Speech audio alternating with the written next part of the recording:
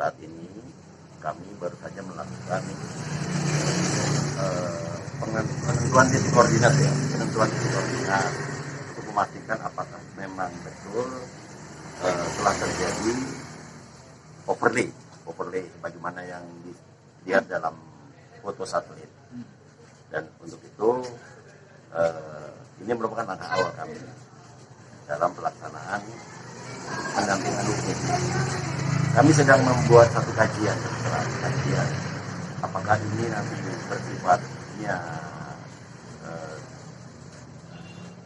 satu pelanggaran perdata atau tun, atau ini ada indikasi tindak pidana. Kita belum bisa memastikan.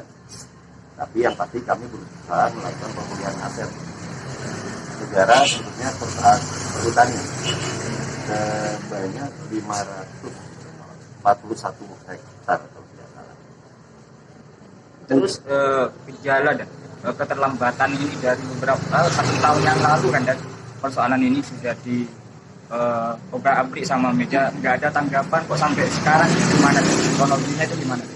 Oh ya, kebetulan saya juga belum terlalu lama di sini, Mas. Ya. Jadi saat ini saya koordinasi dengan teman-teman perhutani, kemudian kita mempersiapkan beberapa strategi. Gitu loh. Ini yang merupakan strategi awal. Kita mau melakukan satu pendekatan persuasif kepada masyarakat. Barangkali bisa menjadi pemicu masyarakat untuk bisa secara sadar memberikan sertifikat itu kepada negara kan. Dan ini juga tidak hanya begitu saja, karena dia di perhutani sendiri ada satu konsepsi hutan sosial di mana setiap warga bisa memperoleh manfaat selama 35 tahun, sebagaimana disampaikan oleh Presiden kita Pak Jokowi. Untuk memperoleh manfaat tersebut, apakah memang harus disertifikat atau gimana? Nah, itu masalahnya. Ada beberapa masyarakat berdasarkan informasi dari Pak ADM, Pak Administrator, bahwa masyarakat mengajukan terkait hak garap. Namun hak garap tidak bisa di sebuah tanah yang bersertifikat. Jadi tanah itu harus tanah negara. Jadi kita selesaikan dulu terkait alas hak dari tanah tersebut. Jadi kita coba itu. Namun ada beberapa win-win solution yang kita siapkan sebetulnya supaya tidak ada yang tercederai di sini, biar masyarakat juga bisa tenang gitu loh. Tapi kalau terjadi hal-hal yang tidak kondusif, barangkali kita akan menggunakan instrumen hukum pidana di sini begitu. Untuk kerusakan dan yang ada di sana yang didapatkan oleh masyarakat itu gimana? Apakah ada kerusakan atau pengunduran hutan? Nah itu dia. Ya, jadi saya juga mendapatkan informasi katanya pernah ada satu penambangan liar di hutan tersebut. Yang menurut perhutani itu masuk dalam kawasan wilayah hutan. Tapi teman-teman kepolisian tidak bisa melakukan penindakan karena mereka mempunyai alas hak sertifikat. Yang jelas berarti kan mereka punya hak milik terhadap apa yang ada di tanah tersebut. Itu yang mau kami luruskan. Munculnya sertifikat itu dari apa, Pak? Nah ini yang sedang kita susuri. Saya terus terang kami baru masuk nih. Ya, yang pasti ada sertifikat. Nanti kita koordinasi juga dengan teman-teman BPN. Ya. Ini kok bisa seperti ini kan begitu. Ya. Jadi kita coba susuri apa penyebabnya kan begitu. Ini makanya saya bilang ini kita sedang membuka satu kajian. Begitu. Kita sedang membuat satu kajian. Kita belum tahu apakah kita menggunakan instrumen pendampingan hukum dengan melakukan satu upaya non litigasi ataupun litigasi, atau kita menggunakan instrumen hukum pidana di sini. Mungkin kita sedang melakukan satu pengumpulan data dan keterangan dari para pihak. Mungkin dari langkah awal ini, estimasi untuk penyelesaian polemik ini agar tidak berkelanjutan sampai berapa bulan, berapa tahun? Dan? Saya tidak bisa memastikan, Mas. Ya, yang penting untuk awal kita melakukan pendekatan persuasif kepada masyarakat, gitu, supaya masyarakat juga bisa memperoleh hak manfaat dari tanah tersebut, dari hutan tersebut, dan perhutani negara, tanahnya bisa kembali gitu. Harapan ke depannya setelah polemik ini ketika selesai bagaimana? Ya kalau harapan saya untuk saat ini, saya menghimbau supaya masyarakat secara sukarela melepaskan hak atas tanah tersebut. Satu, barangkali nanti bisa mendapatkan konsepsi hutan sosial atau sudah disiapkan oleh teman-teman perhutani. Sehingga bisa memperoleh manfaat. Terus sekarang kan juga enggak. Ya. Terjadi satu status quo di situ. Karena di satu sisi ini masuk hutan negara, tapi di satu sisi mereka punya sertifikat. Makanya kita sedang coba cari jalan tengah, gitu. Mungkin ada penambahan sendiri dari Bapak ADM selaku Administrator Bondowoso untuk terkait ini. Kemarin sampaikan Pak Kajari tadi, kami memang meminta bantuan pendampingan hukum dari Kajari selaku jaksa pengacara negara, ya. Dan memang benar permasalahan ini sudah lama. Cuman memang kan kemarin kita ketahui bersama teman-teman kondisinya Vkom, semua harus COVID dan macam-macam ya. Mungkin jadi menjadi penyebab tertunda-tundanya. Intinya sebenarnya pemeriksaan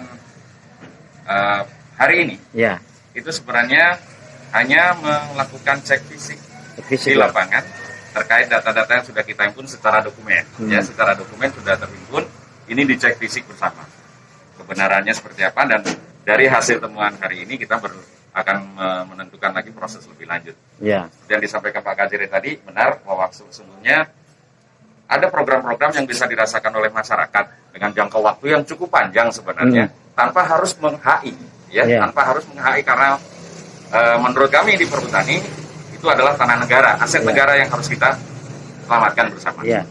Sehingga harapan kami juga tidak usahlah sampai ada tindakan-tindakan lain, kembali mereka menyadari, kembali menyerahkan sertifikatnya. Saya dari perhutani, kami semua siap untuk melaksanakan perhutanan sosial di wilayah itu. Ya. Dan yang kami harapkan sebenarnya begini, bahwa sebenarnya masyarakat kalau saya melihatnya, mereka pun banyak yang tidak paham sebenarnya seperti apa gitu ya. Makanya tugas kami dari perhutani bersama Kajari mencoba memberi penjelasan. Harapannya tadi, kalau mereka sudah menyadari, oh ternyata seperti ini, ada kesadaran mereka untuk mengembalikan sertifikatnya. Menyerahkan. Terkait dengan sertifikat yang sudah diberikan kepada masyarakat tersebut, nah ini sumbernya dari mana? Apakah dari kepala desa atau dari pihak-pihak tertentu yang berani memberikan sertifikat terhadap masyarakat? Atau padahal hal itu kan milik negara. Nah, itu yang perlu di. Kalau sertifikat yang mengeluarkan ya kita tahu semua pasti Badan Pertanahan. Tapi yang kita mau coba carikan ini prosesnya, kenapa sampai muncul kan gitu ya. Proses inilah yang sedang kita kaji bersama, sehingga munculnya sertifikat ini sebenarnya seperti apa yang sudah dijelaskan oleh Pak Kajari tadi. Kalau yang menerbitkan jelas BPN, ya kan gitu ya. Tapi BPN bukan kemudian berjalan sendiri, ada sebuah proses panjang sampai ke BPN juga untuk bisa jadi sertifikat.